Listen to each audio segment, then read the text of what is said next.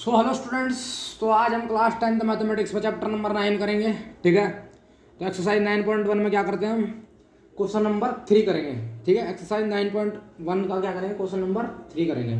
तो question number 3 जो है पढ़ते हैं, बुक ले, क्योंकि लिखना जो है पॉसिबल नहीं है क्योंकि वो बहुत लंबा क्वेश्चन है। ठीक है, आप बुक खोलेंगे तो मैं क्वेश्चन जो है बोल रहा हूँ, आप सुनेंगे और उसके अकॉर्डिंगली यहाँ पर क्वेश्चन सॉल्व करेंगे। ठीक है, पहले पढ़ लेता हूँ क्वेश्चन नंबर 3 9.1। ठीक है, एक्सरसाइज 9.1 225 पेज है। ठीक है, तो क्या कह रहा है, एक ठेकेदार बच्चे को खेलने के लिए एक पार्क में 2 फिसलन पट्टी लगाना चाहता है। तो एक ठेकेदार है ना, तो बच्चों को खेलने के लिए जो है फिसलन पट्टी लगाना चाहता है ना, फिसलने वाला झूला होता है ना, फिसलने वाला झूला वो लगाना चाहता है। ठीक है, तो कंडीशन क्या है, 5 वर्ष से कम उम्र के बच्चों के लिए वह ऐसी फिसलन पट्टी लगाना चाहता है, किससे, 5 वर्ष से कम वर्ष के लिए। ठीक है, 5 वर्ष से कम उम्र वाले बच्चों के लिए वह ऐसी फिसलन पट्टी लगाना चाहता है जिसका शिखर जो है 1.5 मीटर की ऊंचाई पर हो और भूमि के साथ 30 डिग्री का कोण बना हो। तो 5 वर्ष से कम के लिए क्या कर रहा हो, 5 वर्ष के कम उम्र के बच्चों के लिए वो ऐसी फिसलन पट्टी लगाना चाहता है जिसका शिखर जो है 1.5 मीटर की ऊंचाई पर और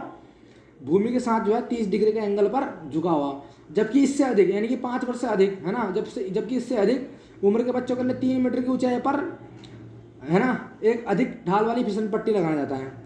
मतलब 5, अब दूसरी केस ये है कि 5 वर्ष से ज़्यादा उम्र वाले के लिए वो 3 मीटर की ऊंचाई पर क्या है, अधिक ढाल वाली फिसलन पट्टी लगाना जाता है।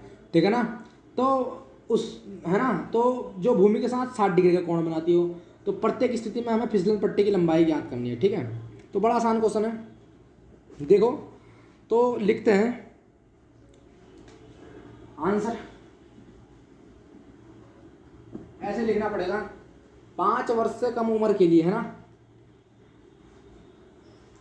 5 वर्ष से कम उम्र के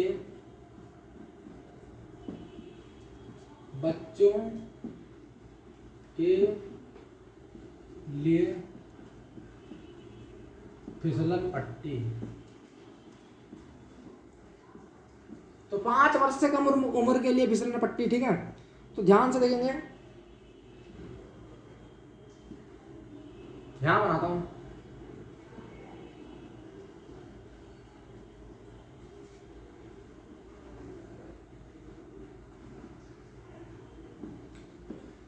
तो बेटा क्या रहा है, क्वेश्चन पढ़ेंगे तो आप कह रहा है 5 वर्ष से कम उम्र के लिए क्वेश्चन पढ़ेंगे। तो अभी मैंने आपको बताया था, तो 5 वर्ष से कम उम्र 5 वर्ष से कम उम्र के बच्चों के लिए वो ऐसी फिसलन पट्टी लगाना चाहिए जिसका शिखर, है ना, 5 वर्ष से कह रहा है क्वेश्चन, देखो आप, है ना, तो 5 वर्ष से कम उम्र के बच्चों के लिए वो ऐसी फिसलन पट्टी लगाना चाहता है जिसका शिखर 1.5 मीटर की ऊंचाई पर हो।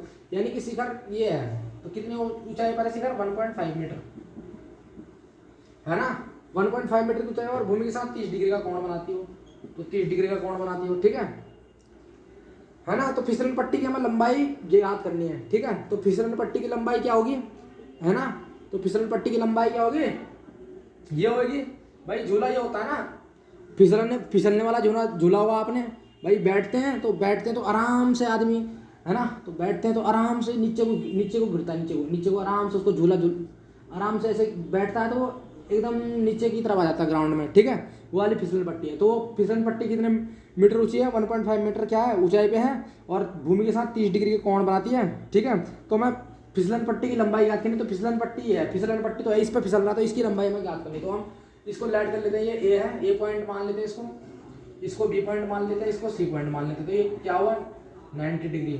तो हर एक कंडीशन में जो है ये जो क्या है, हर एक कंडीशन में क्या है, ये फिसल, है ना, ये जो फिसलन पट्टी का शिखर है वो हर एक कंडीशन में क्या लेंगे, हम 90 लेंगे, क्योंकि जो जब पेड़ लिया था तब भी 90 हुआ था। कोई भी चीज हो, मीनार ले, कुछ भी ले, तो क्या होना चाहिए, परपेंडिकुलर होना चाहिए हमेशा। तो जो शिखर है वो क्या होगा, परपेंडिकुलर ही होगा, है ना। तो 5 वर्ष से कम उम्र के बच्चों के लिए फिसलन पट्टी ये हो गई। ठीक है, अब बात समझ में आई। तो फिसलन पट्टी की हमने, है ना, 5 वर्ष से कम उम्र के लिए फिसलन पट्टी, तो माना फिसलन पट्टी की लंबाई ऐसे ले लेते हैं, है ना, तो फिसलन पट्टी की लंबाई माना, फिसलन पट्टी की लंबाई एच, ठीक है, एच मीटर। तो बेटा कैपिटल एच मीटर मैंने क्या ले लिया, फिसलन पट्टी की लंबाई ले ली। तो मेरे को किससे मतलब है, मेरे को किससे मतलब है, मेरे को एच निकालने से तो मतलब है भाई, मेरे को किससे मतलब है, ये 5 वर्ष से कम उम्र के लिए फिसलन पट्टी है, तो मेरे को किससे मतलब है, मेरे को सिर्फ एच ही तो निकालना, मुझे बस क्या निकालना, फिसलन पट्टी तो निकालनी, फिसलन पट्टी की लंबाई तो निकालनी, मुझे सिर्फ एच ही तो निकालना है। तो मैं क्या करूँगा भाई, हमारे को परपेंडिकुलर मिला हुआ 1.5 मीटर और थीटा भी मिला हुआ साइन, थीटा मिला हुआ 30 डिग्री, और मेरे को परपेंडिकुलर निकालना है, बेस से मुझे कोई मतलब नहीं है, बेस का मतलब है ग्राउंड, ये ग्राउंड है, ग्राउंड, ये क्या है ग्राउंड, ये क्या है ग्राउंड है, ठीक ही बात है ना, ग्राउंड कह लो या बेस कह लो। तो बेटा मेरे पास परपेंडिकुलर पड़ा हुआ है, शिखर क्या था 1.5, तो परपेंडिकुलर मेरे पास पड़ा हुआ, थीटा मेरे पास पड़ा हुआ, हाइपोटेनस मेरे पास है नहीं, तो हाइपोटेनस मेरे को निकालना है। तो मैं ऐसा क्या ट्रिग्नोमेट्री रेशियो लूँ कि इसमें क्या आ जाए, परपेंडिकुलर भी और हाइपोटेनस भी हो, तो क्या लें, साइन थीटा, तो इन ट्राइंगल ऐसे ले, in triangle A B C, ऐसे in triangle A B C, तो साइन थीटा लेंगे स्टूडेंट। तो साइन थीटा क्या होता है, परपेंडिकुलर अपॉन हाइपोटेनस, है ना, परपेंडिकुलर अपॉन हाइपोटेनस। लिखने की कोई जरूरत नहीं है, लेकिन लिख देते हैं, लिखने की कोई जरूरत नहीं है, आपको पता होगा परपेंडिकुलर अपॉन हाइपोटेनस, अब तक तो आपको पता हो गया ना, 8 चैप्टर मैंने कल कंप्लीट करा। तो परपेंडिकुलर कितना है स्टूडेंट, ए बी, हाइपोटेनस कितना हमारे पास ए सी, और साइन 30, ये साइन थीटा, थीटा की वैल्यू कितना 30, तो साइन 30 डिग्री। ए बी की वैल्यू हमारे पास कितनी है स्टूडेंट, बोलो 1.5 मीटर, ए सी की वैल्यू बोलो स्टूडेंट, कैपिटल एच मान रखी है, और साइन 30 की वैल्यू बोलो तो 1/2 बराबर 1.5 मीटर अपॉन में एच, ठीक है, ठीक है एच। तो क्रॉस मल्टीप्लाई करेंगे, तो क्रॉस मल्टीप्लाई करेंगे हमारे पास क्या आ जाएगा, एच बराबर 1.5 इंटू 2 यानी कि 3 मीटर, है ना। तो 1 है ना, तो एच बराबर क्या आ जाएगा 1.2, 1.5 की गुणा 2 से होगी, है ना, 1.5 की 1.5 की मल्टीप्लाई 2 से होगी और एच की मल्टीप्लाई 1 से होगी, तो है ना एच बराबर कितना आ जाएगा 1.5 इंटू 2 यानी कि 3 मीटर, है ना, 15 दूनी 30, तो 3.0 जाएगा, 3.0 को क्या लिख सकते हैं, 3 मीटर लिख सकते हैं। तो जो है क्या है, 5 वर्ष से कम उम्र के बच्चों के लिए क्या आ गया, फिसलन पट्टी की लंबाई 3 मीटर आ गई, ठीक है। ये क्या था, पहला केस था, केस नंबर पहला था, केस नंबर पहला, केस फर्स्ट। अब सुनो केस सेकंड, वो भी आसान है। अब कह रहा 5 वर्ष से ज्यादा या 5 वर्ष से कम की थी, है ना, क्वेश्चन आप फिर पढ़ेंगे, उठाकर देख लो, क्वेश्चन उठाकर देख लो, है ना। तो 5 वर्ष से कम उम्र के लिए बच्चों के लिए ऐसी फिसलन पट्टी लगाया जाता है जिसका शिखर 1.5 मीटर की और भूमि पर 30 डिग्री कोण से टिका। तो 1.5 मीटर और भूमि पर 30 डिग्री कोण होता है, तो उसकी एच की वैल्यू कितनी आ गई, हाइपोटेनस, यानी कि 5 वर्ष से कम उम्र के बच्चों के लिए फिसलन पट्टी की लंबाई हमारे पास कितनी आ गई, 3 मीटर आ गई, है ना। आप क्या करा, ध्यान से देखो, आगे ध्यान से देखो, जबकि इससे अधिक उम्र वाले यानी कि 5 वर्ष से कम, 5 वर्ष से ज्यादा उम्र वाले, है ना, 5 वर्ष से ज्यादा उम्र वाले बच्चों के लिए 3 मीटर की ऊंचाई पर एक अधिक ढाल वाली फिसलन पट्टी लगाने जाते हैं, तो 3 मीटर हो जाएगा, है ना। तो लिखना पड़ेगा 5 वर्ष से अधिक उम्र वाले, है ना, बच्चे के लिए फिसलन पट्टी की लंबाई,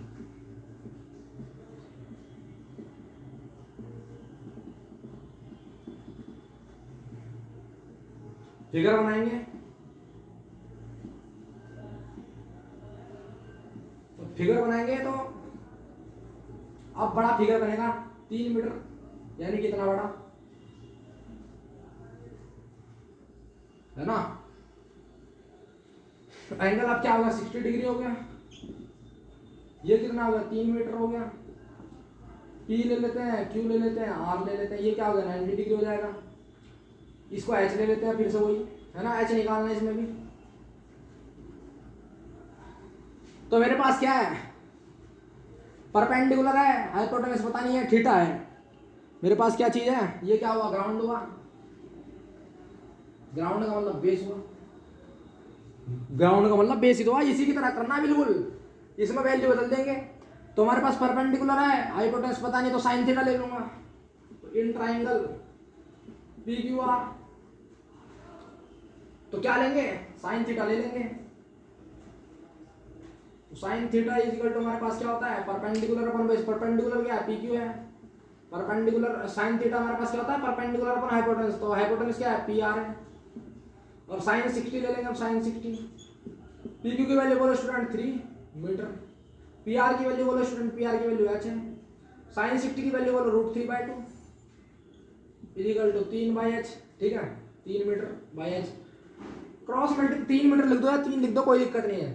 तो क्रॉस मल्टीप्लाई करेंगे तो हमारे पास क्या आएगा, h बराबर √3h आ जाएगा, 3 दूनी 6 हो जाएगा, है ना। √3h और 3 दूनी 6 है, तो √3/6, 6/√3 हो जाएगा। ध्यान से देखो, 3 दूनी 6 और h मल्टीप्लाई √3, तो √3 नीचे आ जाएगा, ठीक है। तो √3 की मल्टीप्लाई ऊपर नीचे करेंगे तो √3 × √3, यानी कि h बराबर क्या है हमारे पास, तो 6√3/3, यानी कि h बराबर हमारे पास 2√3। तो लंबाई कितनी होगी इस कंडीशन में, 2√3 मीटर h बराबर, और इस कंडीशन में h बराबर कितना होगा, 3 मीटर, है ना। तो ध्यान से देखो, तो 5 वर्ष से कम उम्र के 5 वर्ष से कम उम्र के बच्चों के लिए फिसलन पट्टी की लंबाई h बराबर कितनी आ गई, 3 आ गई थी। अब 5 वर्ष से अधिक उम्र वाले बच्चों के लिए फिसलन पट्टी की लंबाई कितनी आ गई, h बराबर 2√3 आ गई, 2√3 मीटर, ठीक है भाई। वही तो करा, ये 3 मीटर हो गया था, ये एंगल 60 डिग्री हो गया था, और क्या करना था, बस वही लगाया, जैसे यहाँ पर साइन थीटा लगाया वैसे यहाँ पर साइन 60 लगा दिया। यहाँ साइन 30 था, यहाँ पर साइन 60 था, एंगल 60 देगा तो 60 लगाया, 60 लगाया तो 60 की वैल्यू √3/2 थी, और हमारे पास इस पी की परपेंडिकुलर की वैल्यू 3 थी, और हाइपोटेनस की वैल्यू पता नहीं थी, हाइपोटेनस की वैल्यू निकालनी थी। तो यार h की वैल्यू सिंपल क्या आ गई, सॉल्व करके h/6/√3 था, √3 तो रखते नहीं, तो ऊपर नीचे क्या करा मैंने, परिमेय निकाला, तो √3 की मल्टीप्लाई ऊपर नीचे करी, तो 6√3/3 आ जाएगा, √3 × √3 3 होता है, तो 3 से 6 को हटेंगे हमारे पास 2√3, तो h बराबर इस कंडीशन में आ गया √3 आ गया, है ना। तो इसका मतलब 5 वर्ष से कम के लिए बच्चों के लिए फिसल पट्टी की लंबाई 3 मीटर है, और 5 से अधिक वर्षों के बच्चों के लिए फिसल पट्टी की लंबाई हमारे पास कितनी है, 2√3 मीटर है। तो स्टूडेंट्स आशा करता हूँ ये क्वेश्चन आपको समझ में आएगा। तो pause at the video, note it down, अगला क्वेश्चन करते हैं, ठीक है।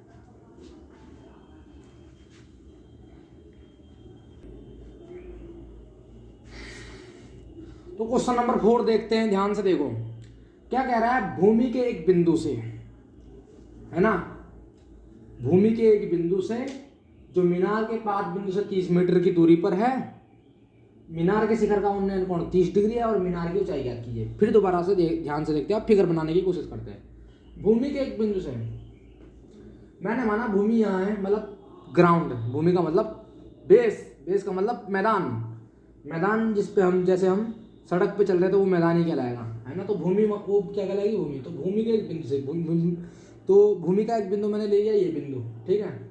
भूमि के एक बिंदु से मीनार के पाद बिंदु, माना मीनार ये खड़ी है, ऐसे लंबे मीनार ये खड़ी है, ठीक है। तो भूमि के एक बिंदु से मीनार के पाद, भूमि के एक बिंदु से जो मीनार के पाद बिंदु से 30 मीटर की दूरी पर है, यानी कि यहाँ से लेके यहाँ तक क्या है, 30 मीटर की दूरी पर है, ये मीनार है ना। समझो बात को, ये कितना है, 30 मीटर की दूरी पर है।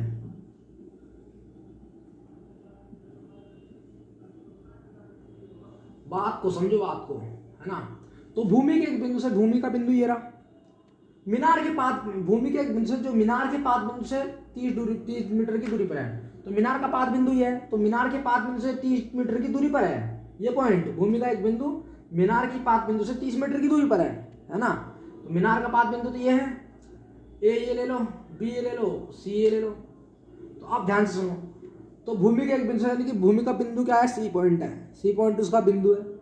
तो जो मीनार के पाद बिंदु से 30 मीटर की दूरी पर, यानी कि मीनार का पाद बिंदु क्या है, मीनार ऊपर ये रही, मीनार का पाद बिंदु मतलब नीचे, सबसे नीचे, तो मीनार का पाद बिंदु बी है। तो मीनार के पाद बिंदु से 30 मीटर की दूरी पर ये है ना, 30 मीटर की दूरी पर क्या है, भूमि का बिंदु है ना। तो मीनार के पाद बिंदु से 30 मीटर की दूरी पर ये है, ठीक है। अब कह रहा मीनार के शिखर का उन्नयन कोण 30 डिग्री है। उन्नयन कोण ये रहा, कितने डिग्री है 30 डिग्री, तो 30 डिग्री है।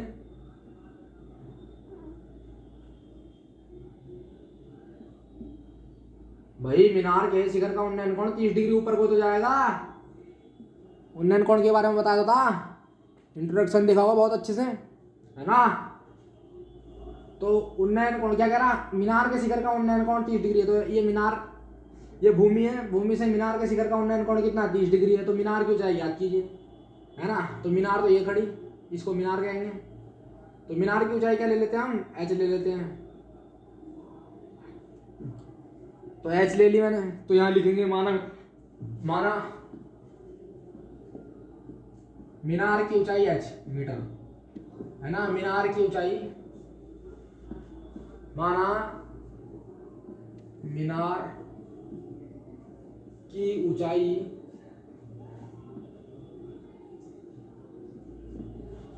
x मीटर है।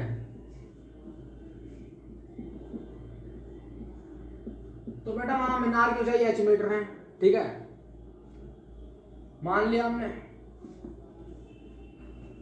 ये हो गया परपेंडिकुलर।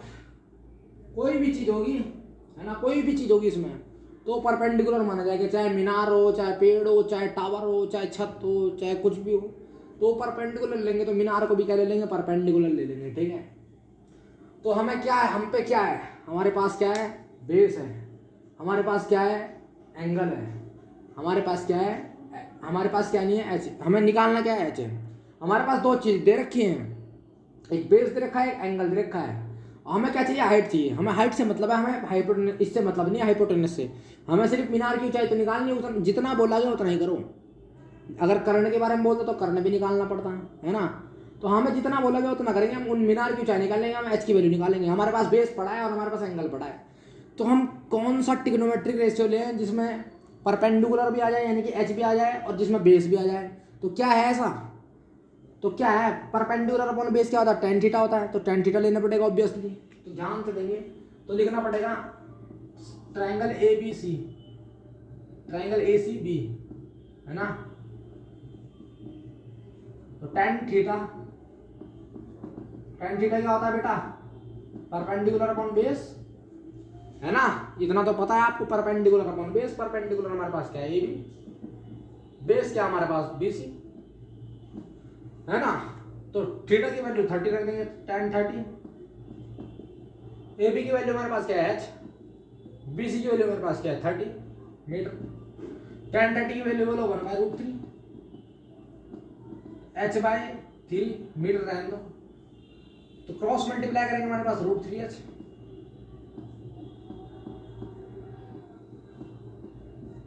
है ना। √3h बराबर 30, यानी कि h बराबर हमारे पास क्या है, 30/√3।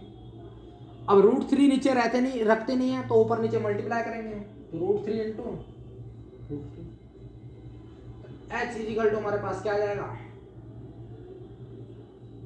3√3, 30√3, 30 इंटू √3, √3 इंटू √3 3 हो जाएगा। 3 से 30 की मल्टीप्लाई करेंगे तो h बराबर हमारे पास tan√, तो tan√3। तो मीनार की ऊंचाई, बेटा मीनार की ऊंचाई क्या आ गई, h बराबर क्या आ गया, tan√3। ठीक है, तो क्या हो गया अपना आंसर, हो गया, है ना। क्या हो गया, आंसर हो गया। तो स्टूडेंट अगर वीडियो पसंद आए तो लाइक कीजिए, चैनल को सब्सक्राइब कीजिए और बेल आइकन प्रेस कीजिए, ठीक है। मिलते हैं अपने नेक्स्ट लेक्चर में, तब तक के लिए मिटल then good bye, see you, take care, thank you students.